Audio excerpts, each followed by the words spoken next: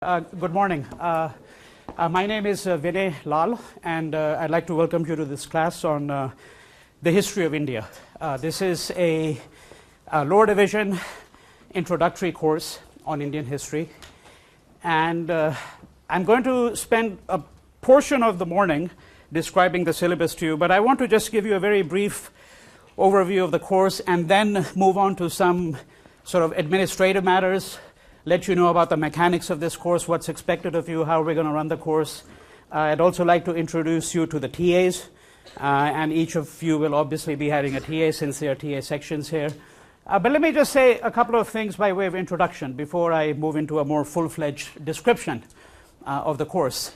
This course is going to be a bit of a, as I put it in previous occasions, a bit of a roller coaster ride, because you have to keep in mind that we're going to be covering an enormous time span,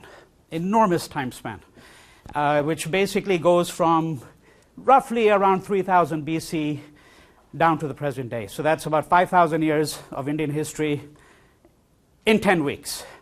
There is a comparable course to this at UC Berkeley, which is run over the course of an entire year.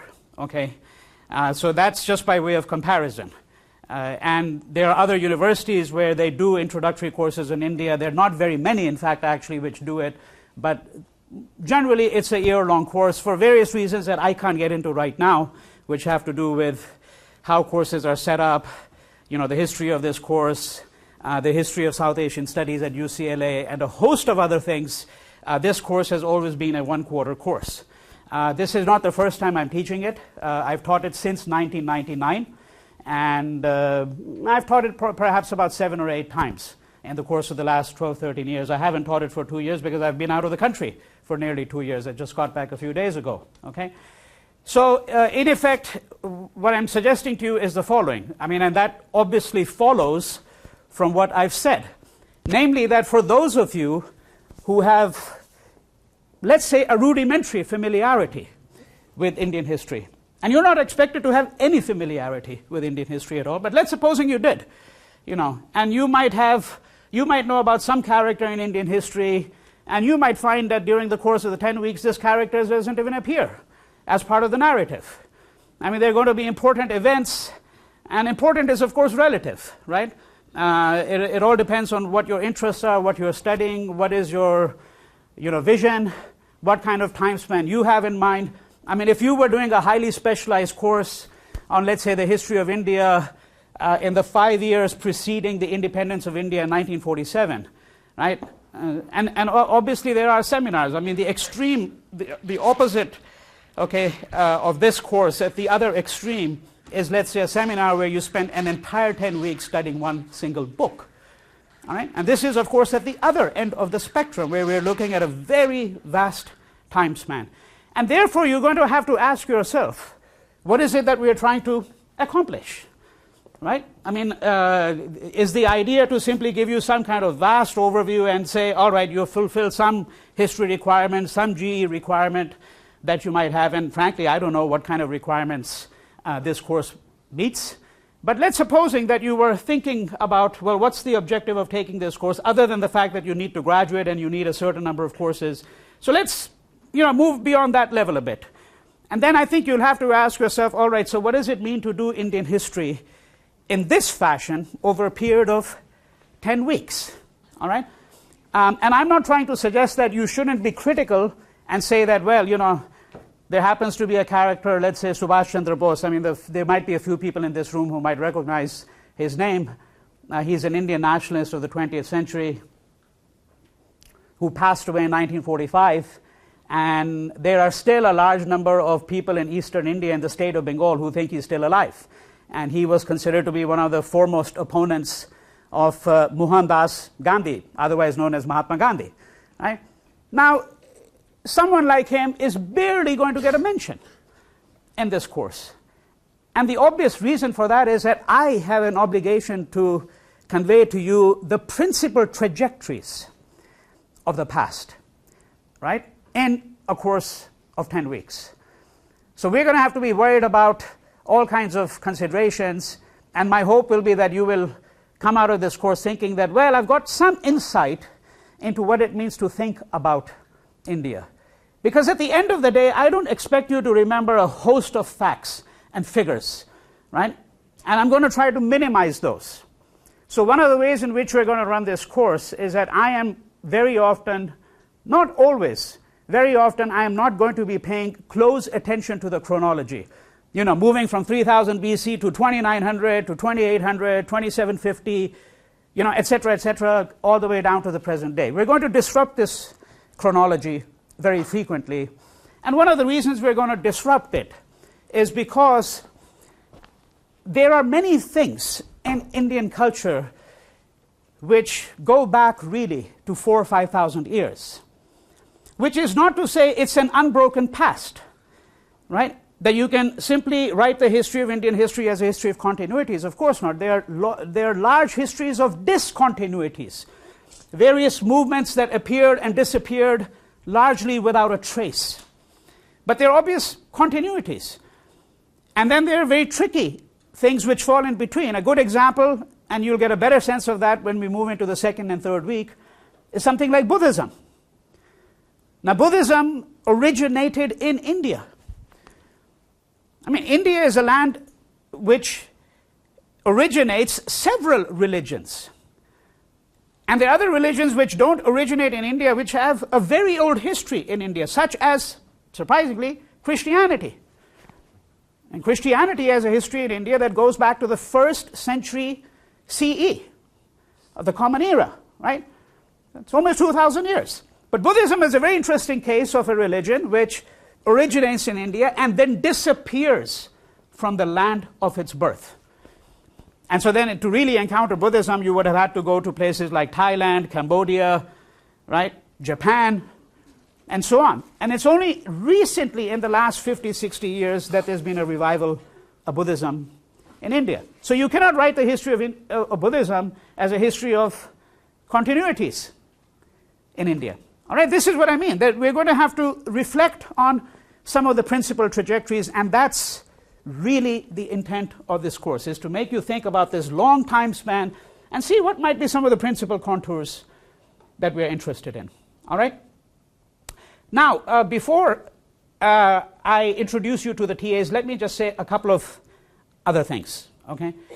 The first is that all sections will meet this week. Okay, so for those of you who have sections today, you should go to your section meeting. Okay? And I'm going to let you know what the sections are, and I'm going to now introduce the TAs. So we've got 5 TAs for this class, all of whom are graduate students in the PhD program in the history department. All right? And the TAs are people that you're going to be working with very closely, right? Because they're going to be doing the grading. I'm giving the lectures, obviously. I'm going to be meeting with the TAs every week to discuss how things are moving along in the course.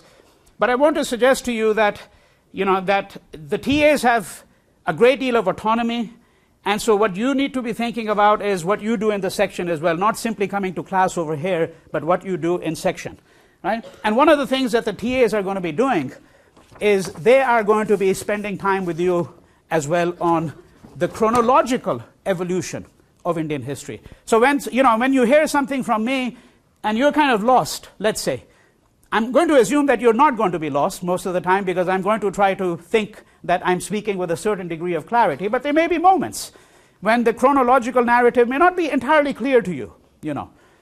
Okay? But that's what the TA will do in his section. Okay? And that is to, in part, they may be doing a great many other things as well, but in part what they'll be doing is they're going to be keeping you on track with respect to the chronology. So the TAs that we have for this class are Andrew Kelly. Andrew, you want to just, yeah. And he has sections K, which meets Mondays at 11. All sections are 50 minutes long, okay? Section N, which meets on Wednesday at 11, and section F, which meets on Friday at 11. Then we have Arnon Degani. So he has section E, which meets on Mondays at 11, section I, Tuesday at 9, and section L, which meets on Wednesday at 1. We've got Daniel Newman. So he's got section M, meets on Mondays at 11, section B, Tuesday at 1, and section O, Friday at 11. And then we've got Moshe Laxer. Is Moshe here? No, he's not here at the moment. Anyhow, he's got section H, for those of you, just letting you know, so that in case you have a section which meets Monday at 12, section C, Thursday at 4, and section G, Friday at 12. And then we have Ziad Abu Rish. Is Ziad around? Oh, there he is. He's at the back. Okay? So he's got section A, Wednesday at 12, section J, Wednesday at 2, and section D, Wednesday at 3. All right? And I also want to make a request. Please be sure you turn off your cell phones before you come to class, okay? Or put it on silent. All right? Now let me tell you a little bit about the requirements for the class, the books. Okay? And then we'll move to a little bit description of this class, and I'm going to sort of go through a little exercise with you towards the end of this class. All right? To try to suggest to you how we might be thinking and how we should not be thinking, perhaps, which is just as important. Okay? Because pedagogy is partly about, sometimes it's a very good exercise to give readings that one doesn't agree with, and in fact readings that are quite bad, I think, to the students, because then you have to sort of figure out what makes one reading more interesting, more compelling than another reading. All right? So what I want to suggest now, before we move to that, is how you should be thinking about the requirements for this class. Okay? The requirements are essentially very simple. Right? So lecture is thrice a week, Mondays, Wednesdays, Fridays, 10 to 10:50. These lectures are being podcasted and video streamed, and they'll be available, I think, roughly 48 hours, maybe a little bit less, after the lecture has taken place on the net. Okay? Now, you should not construe that as a reason not to come to class. I just want to be very clear about that, because I hope you will see by the end of the day, by the end of the week, certainly within 2-3 weeks, that there is a different dynamic, okay, in classroom interaction which cannot be replicated on the internet. No matter how much addicted you are to the internet, it simply cannot be.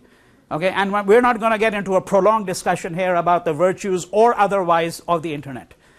All right? But I'm just saying to you that simply because a class is being podcasted or video streamed, you know, don't construe that as a reason not to come to class. All right? Now, other than the lectures, there are section meetings. The sections are 50 minutes long, and you're expected to go to your section, and it'll be up to the person who's running the section to decide how, you know, they're going to look at your attendance. That's entirely up to the person who's running his particular section. Okay? There is going to be a midterm exam. There is a change in the dates. This was pointed to me by somebody, and I want to alert you to it right away, because if you look at the syllabus, it mentions that the midterm exam is going to be sent to you on February 14th. Now, since I've been married for a long period of time and don't look into these things, I didn't realize it was Valentine's Day. So we are changing that date. Just be rest assured that your midterm would not be sent to you on February 14th. It will be sent to you by email on Thursday, February 16th. Please make a note of that. And I will send you a reminder by email, and I will, of course, remind you of that in class closer to that date. Okay? Which also reminds me that I will be communicating with you frequently by email. Okay? So just be sure that your emails are in the system. I believe that is the case with every one of you.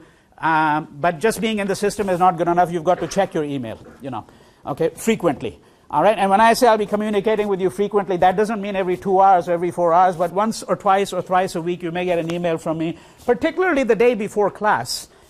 If something occurs to me that you should be paying close attention to 2 particular paragraphs of a certain reading, then I might send you an email. Okay? Right? So the midterm is going to be sent to you on Thursday, February 16th, and it will be due in class. Okay, that is a Friday, February 17th at 10 a.m. When you come in, you just bring a printed copy of your midterm exam. All right? The midterm accounts for 30% of the grade. Let me just give you the grade distribution. All of this is explicitly mentioned in the syllabus, right? But nonetheless, I'm going to mention it. So the midterm accounts for 30% of the grade, the section accounts for 20% of the grade, and the final accounts for 50% of the grade. All right? The midterm exam has a very simple format. You're going to be given 3 essay questions, and you'll answer 2 out of those 3 essay questions. And you should expect to write about 2 to 2.5 pages. So your total number of pages should be somewhere in the neighborhood of 5 pages, you know. Sometimes I get asked a question, you know, is there an upper limit? No, there's no upper limit, but I think the likelihood that anyone is going to write more than 5 pages in, you know, 10 hours or something like that is very slim. All right? There is a lower limit. It shouldn't be less than 2 pages. And you really cannot answer those questions in less than 2 pages. Okay? And the syllabus also specifies the font. It's very important to do that because if you're using Courier 16 as opposed to Times New Roman 12, it makes a huge difference. Okay? All right? So you're going to use Times New Roman, which is the standard academic font, 12. Okay? Times New Roman 12, that's what you should use when you answer your questions. Okay? And as I said, bring a printout with you. And please don't send me an email asking me if if it's acceptable for you to send your exam to me or to the TA by email. It's not acceptable. You really have to, because otherwise the TA is going to have to print out that exam. So you have to bring a hard copy of the exam, okay, your answers when you come to class on Friday at 10 a.m. Sections account for 20% of the grades. Your particular section, your particular TA will inform you exactly how they're going to, you know, apportion that grade. You know, what percentage, if any, is going to be based on attendance, what will be based on their sense of how you're doing, etc., etc. The final is 50% of the grade. There are 2 particular ways in which we can conduct the final. Somewhere during the course of the, let's say, 6th or 7th week, a decision will be made on how the final will be administered. I'll tell you what both the options are. But the final is an in-class exam. And you might want to make a note of it, March 23rd, 11:30 to 2:30. So it's a 3-hour exam. Okay. Now there are 2 ways in which the final can be done. I've tried both ways. Both ways are quite agreeable. Different years, people have had different preference, and eventually the TAs and I will make a decision on how we're going to do it. One option is to give you a study sheet beforehand. Okay. And the study sheet will have, let's say, 8 or 10 essay questions.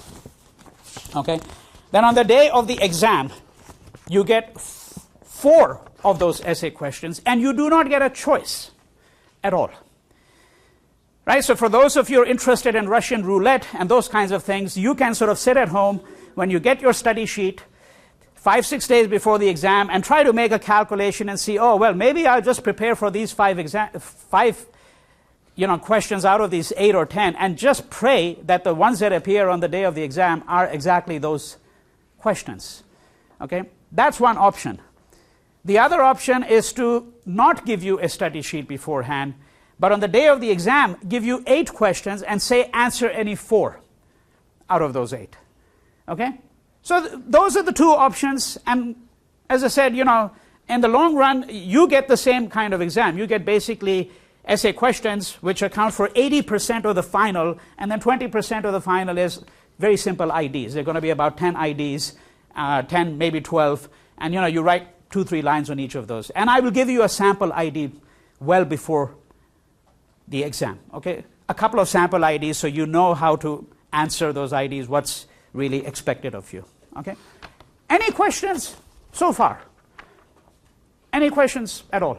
And incidentally, when I'm lecturing, if you have a question, use one clarification, feel free to interrupt me. I may or may not be able to take the question depending on my train of thought at that time, but I may answer it 2 minutes later, but if you want to interrupt me, you should feel free to do so.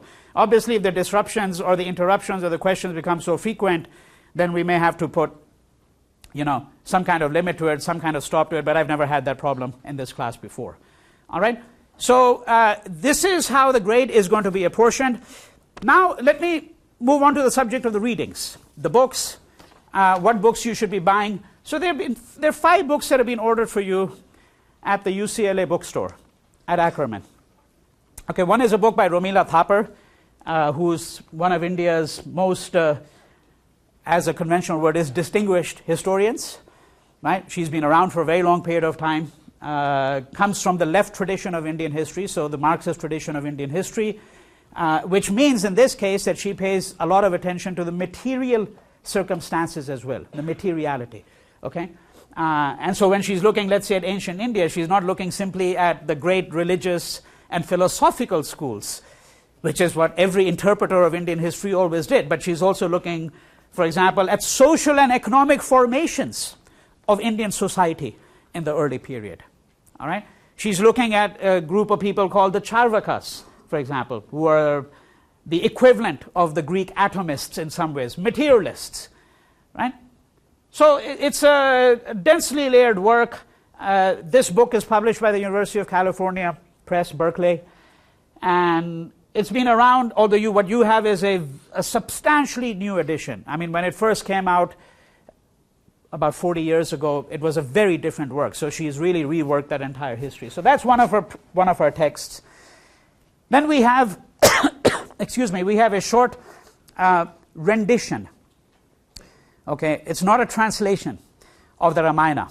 The Ramayana is an Indian epic. I'm not going to write down the names right now because you'll become familiar with them over the course of time, and this is just introducing you to the material.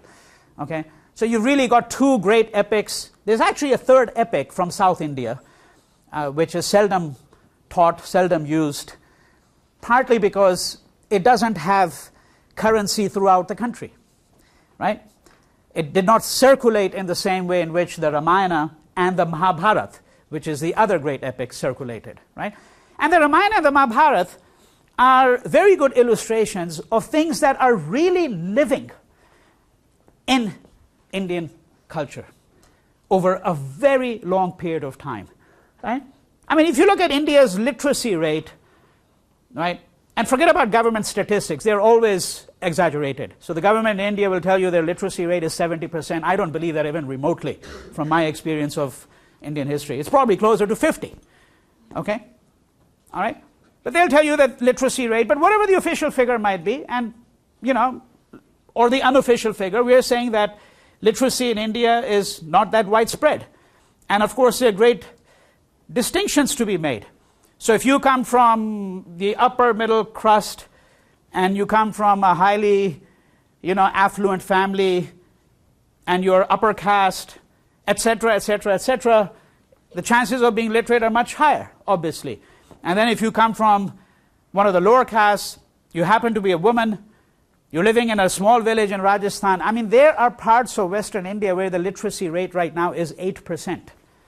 And this is not my figure. This is the Indian government figure, which means that it's closer to 5%. Okay? 8% literacy rate among peasant women in certain districts of Rajasthan. All right? And then obviously there are other sections of Indian society where the literacy rate would be 90, 95%.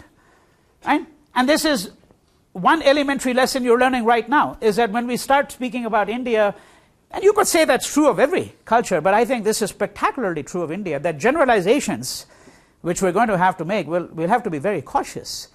So when we speak about literacy rate, you know, the Indian government and the Indian state and the Indian middle classes have had this campaign going on for the last 10, 15 years. It's called India Shining.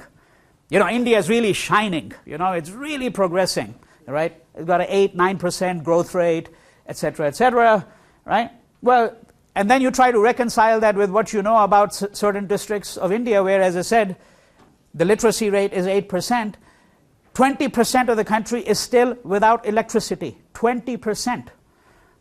Now, 20% of, 1.2 billion is about the population of this country, the US, roughly, give or take a few millions. In India, when we speak of things, it's a give or take a few 10 millions or a few 50 millions, you know.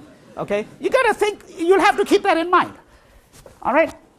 So, you know, you're going to have to think about how you're going to reconcile these kinds of figures, right? But I was saying that there are some things that are really living in Indian culture. Okay? And the Ramayana and the Mahabharata are very good illustrations of that. And this is a relationship with literacy that even people who are illiterate and people who do not come from a Hindu background, okay? And all of this will become even more clear to you as we move on over the course of the next couple of weeks, right? People who might be Christians or Muslims or Sikhs or Jains, right? Virtually everyone in India has some familiarity with some of the stories drawn from the Ramayana and the Mahabharata. Okay? I mean, there's a television serial on the Mahabharata and on the Ramayana. I know that some people here already, I can tell from the expressions, are familiar with it. So when it was first screened on Indian television, okay, 15, 20 years ago, right?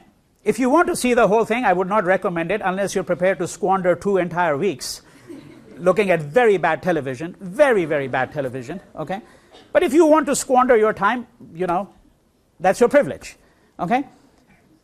And it might give you some insights, obviously, into the Mahabharata and the Ramayana and so on. But when they was first screened this, you couldn't find a soul on Indian streets during the time of the screening. Right? And this has been amply documented. This is not one of those tales that you hear. It's been amply documented by sociologists who are interested in what is the relationship between popular television, public media, and society at large. Okay?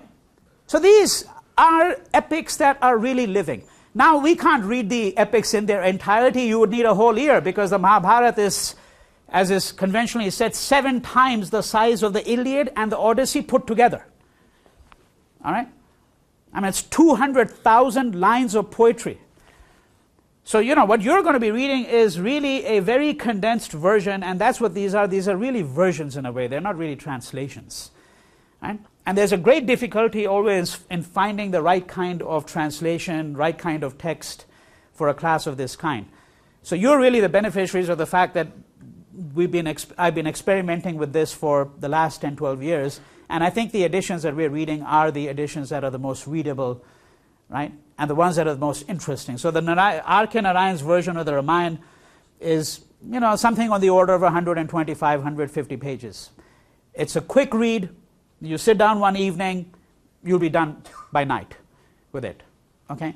And then there's Buck's version of William Buck's version of the Mahabharata. So those are the 2 other texts. Then there's a short book written by myself. Okay? And it's a part of a series that came out. So the series was like introducing Shakespeare, introducing Marx, okay, introducing Lenin, or introducing quantum mechanics. Sometimes they had a theme instead of a figure, right? And there are about 70 or 80 titles in that series, and I was commissioned to do the one on Hinduism. It's no longer called Introducing Hinduism. The title has been changed a little bit, but it's the same book, exactly the same book. It's quite difficult, actually, writing a book of that kind, because the task was to condense everything about Hinduism in 23,000 words.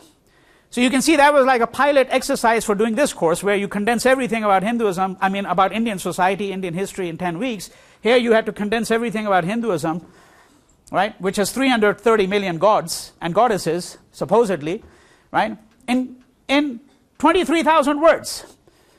Right? What are the main features of Hinduism, of caste society, some of its principal texts? How one would do a political reading of this religion, because there is something called political Hinduism. Right? If you look at the development of Indian society in the last 2-3 decades, that becomes very clear. There's something called political Hinduism. The Hindu nationalism has become a major potent force in contemporary Indian society. So that's what this book attempts to do, is to give you some of those principal features, and then, right, try to do a kind of a political reading of this faith. So it's fully illustrated. I didn't do the illustrations. The illustrations are done by someone else. But that's the 4th book that you have. And then there's a history, which is a history that complements Romila Thappar's. The difference is, this is a history by Thomas and Barbara Metcalf, who are also part of the UC system, right? And although they're not at UCLA, but the difference is that this is a history of India from the beginning to the present day, whereas Romila Thappar's history really concentrates on early India, right, and does not move into the period associated with the Mughal Empire and then British colonialism in India and all of that. Okay? So those are the 5 books that you're going to order, but those are not the only readings for the course. So if you look through the syllabus, and I'm not going to go through the syllabus obviously in great detail now, since you have the syllabus with you, but if you go through the syllabus, you'll find that there are many other supplementary readings. And you're not reading, by the way, the Romila Thapar, you're not reading the entirety of that book. You're only reading some pages from that book. Okay? But there is a work by Jawaharlal Nehru, Discovery of India. There are quite a few pages from that book. There are shorter excerpts. And some of you might look at the syllabus and you might say, well, there happen to be 6 or 7 readings in a particular week. I mean, isn't that rather heavy reading? But then you'll have to look at the exact pagination, because some of those readings are only 5 pages long, and some are 8 pages long, or 10 pages long. And the intent here is to also make you familiar with some of the different kinds of sources that one uses in order to study history. Okay? So in part, you should view it as a kind of a historiographic exercise where you try to see, okay, how does one use the work of poets? And these poets are going to become exceedingly important in our understanding and in our assessment, because all the way from roughly around, the 8th century until the 15th century, 16th century CE, okay, you have a movement. It's called the Bhakti movement. Bhakti is a word which can be translated as devotion, right? So it's a devotional movement of Indian sants. Sants, the equivalent in English would be saints, although it's not quite an exact translation. That's a problem we're going to run into quite often, right? Very often. And the problem can be very, very serious. I'll give you an illustration of that in just a moment. Okay? That is the question of translation here. How do we render terms? Right? But just to finish my thought on the question of poetry, so these sants largely wrote works of poetry, verses. Right? And these are people who collectively constitute a group of great revolutionaries that tried to effect some fundamental transformations in Indian society. Right? And so this is what I mean when I say that you're going to find an array of sources. We're going to be reading selections from folk tales, right? Because I don't want you to just read the works of a few professional historians. I mean, I want you to get a sense of what are the range of texts that one can use to unravel the contours of Indian history over this long time span. Now, on the question of translation, and I'm not going to expect you to, necessarily agree with what I'm saying on this point. And some of you might say that we're not quite sure what I'm trying to say in any case, but I'm just going to lay out this proposition for you so that you understand some of the hazards of doing this kind of work, that is studying Indian history. And the subject could be Chinese history or Japanese history or African history, because the question that you have to keep before your mind is, how does one study a culture that is different from one's own without doing it some kind of grave injustice? All right? The illustration that I want to give you is religion. As far as I am aware, and somebody here can correct me and I'll be happy to be corrected on that. I mean, I can limit myself and say, as far as I'm aware, this is true only of Indian languages, but as far as I'm aware, this is true of all languages, really east of the Suez Canal, frankly. So you can get into Japanese and Chinese and Korean and whatever you wish, right? There really is no word for religion in any of these languages. There just isn't. There is no word for religion, frankly, in any Indian language that I am aware of. Right? And yet there are dozens and tons of courses and books being written on something called religion in India. Okay? And we ourselves are going to use that word all the time. But this is where I think you have to keep this caveat in mind, that what on earth do I mean when I say religion, when I'm saying that there isn't even any word for religion in Sanskrit, in Hindi, in Bengali, Oriya, in any of these languages that you find in India.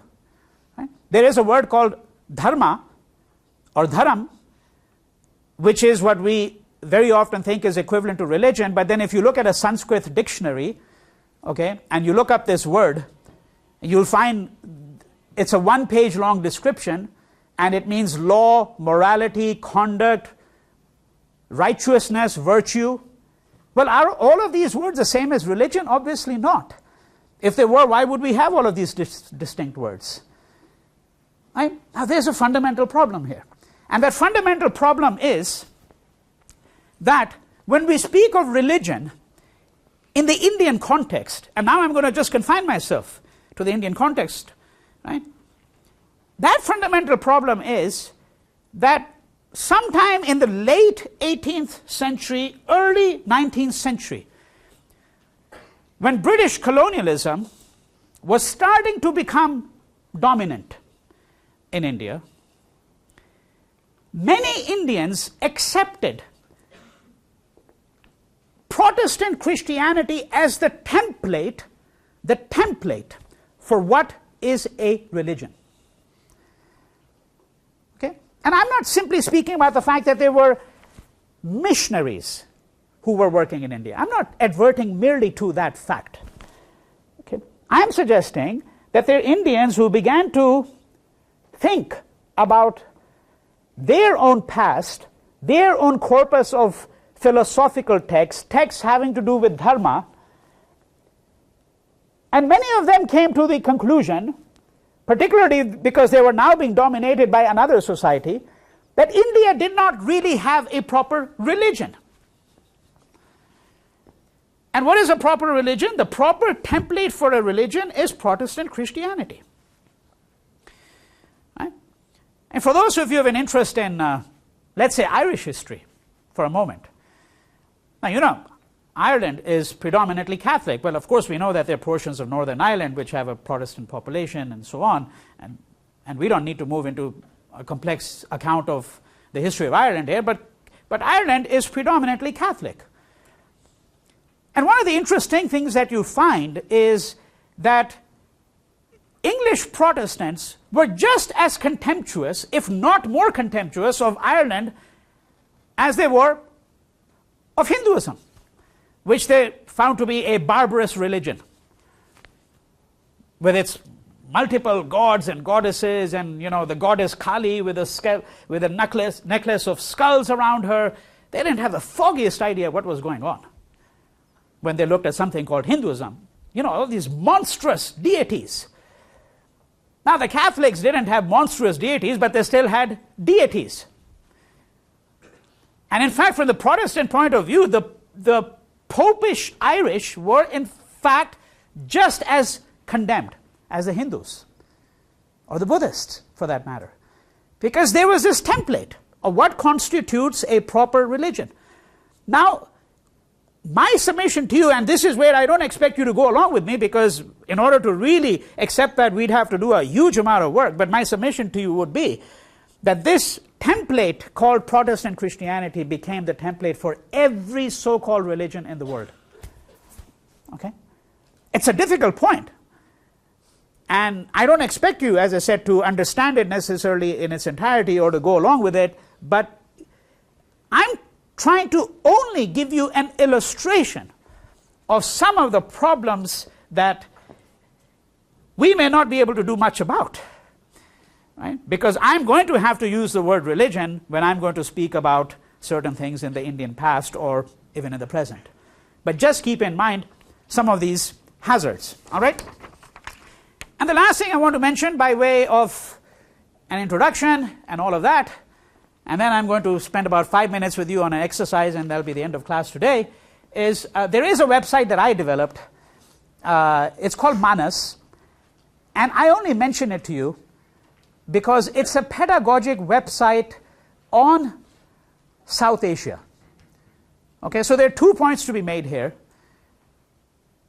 Number one, this is not really a course on South Asian history in its entirety, because South Asia includes, right, if you look at what is today called South Asia, it includes Pakistan, Bangladesh, Nepal, Sri Lanka. And Sri Lanka, for example, has a very complex history of its own. And for those of you who have any interest in contemporary affairs, you know that there was a long, protracted, bitter civil war that just came to an end 2 years ago. And frankly, it hasn't come to an end even now, because there's a large part of the population of Sri Lanka that's been completely suppressed by the state. Okay? But we can't get into the history of Sri Lanka. This is really a course on India for various reasons which have to do with how the division of knowledge took place in America in the post-World War II period. So there are these areas, we call them, the Middle East, South Asia, Latin America, and so on. And so generally when they do courses in Indian history here, it's called South Asian history. But by and large, it means the history of India. Okay? And that's what we're really going to be doing. We're not really going to be looking at what happened in Nepal, for example, in 1500 AD. All right? And secondly, this website, Manas, is called South Asia and Its Neighbors. That's a subtitle. Again, it's largely on India. There are about 400 to 500 articles on that. There are no pop-up windows, no ads, nothing. You can just go to it, and all of those articles, with 2 or 3 exceptions, are written by myself over the course of 15 years.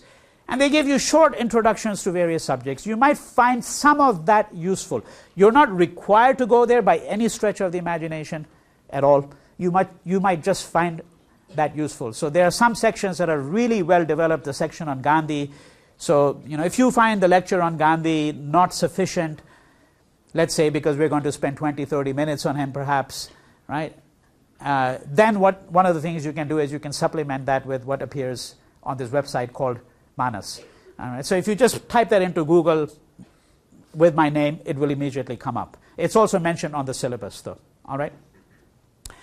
Any questions at all at this point about the requirements, the books? You are not required to buy them if you don't wish to from Ackerman. If you can find a used copy somewhere, or you want to get all of your books from Amazon because together it will work out cheaper for you, by all means do so. I'm completely indifferent as to where you get your books from. Right? All right. Now, I just want to take 5 minutes to go through a little exercise with you. All right? A chance for some interaction here too. And think about what I want you to. So let's supposing I asked you for a moment, what are the 10 words that come to mind more than anything else when somebody asks you about Japan?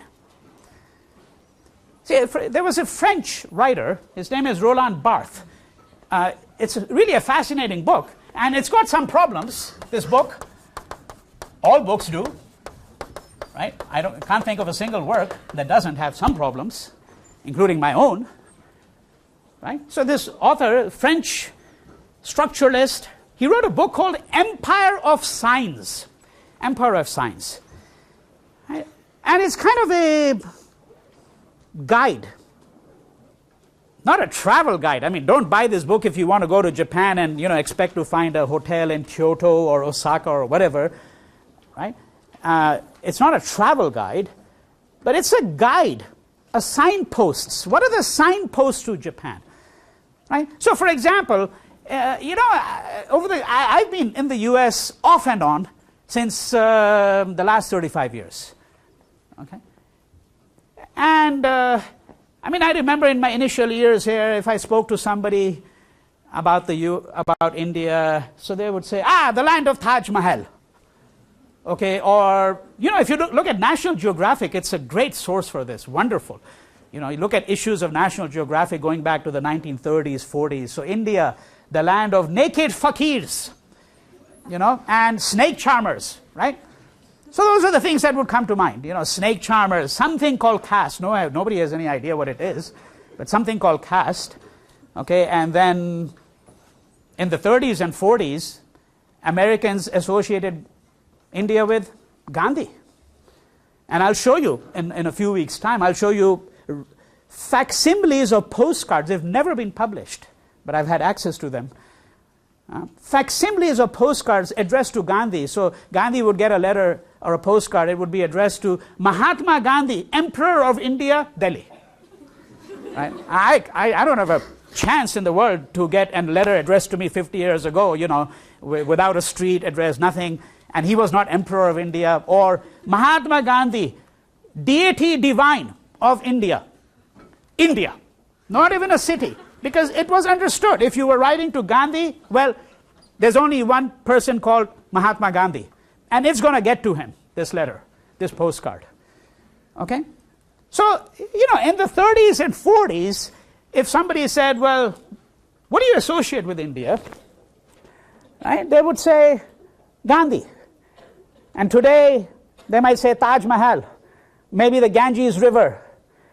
If somebody is a little sophisticated or really sophisticated, they might say outsourcing. Okay? But that's what you associate India with now, outsourcing, I mean, I just came back here and I made a call to Time Warner Cable, and I could tell right away from the accent that my call had gone all the way to some call center, which is probably 5 kilometers from where I live in Delhi, and I've just come here to set up an internet service. Okay? Right? Outsourcing. Right? So, there are these few. So, what did Empire of Science, what he was trying to suggest was, Roland Barthes, so, you're thinking about Japan. What are the 10 things that come to mind? Sushi. Okay. Sushi, ramen, geisha, Toyota, right? Okay. Honda, right? There are a few key words that would come to mind. So what I don't want you to do is to create an empire of science for India where you simply say that, there are these 10 words, and this is going to give me a capsule view of this country. Okay? So we're going to stop here, and be sure you do the week's reading for that week by Mondays, if possible. Okay? Hi.